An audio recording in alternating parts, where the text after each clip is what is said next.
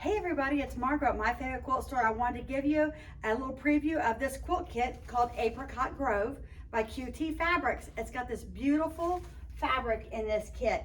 So what QT does a digital print of the quilt so we can show you what it's going to look like in its size and entirety once it is completed. So this quilt is 42 by 52 and a half. So it's not a huge quilt. It's great on the wall, as you can see. And it's got beautiful poppies, hummingbirds, and jars of flowers and fun stuff to put in it. So these are pieces of a panel and fabric so that you don't have to make any of these motifs. So basically what you're going to be making is this block right here, which is half square triangles with a square in the center, and then white on the sides of it to make this beautiful square right here.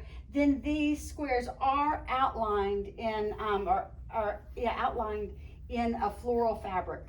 Then you have two outer borders and then a third border added to this, and that encompasses this quilt. So it's relatively easy piecing that you have in this quilt, and what a stunning quilt this makes for the wall. So we hope this gives you a great overview of what the quilt looks like and that you'll enjoy making it. Happy sewing!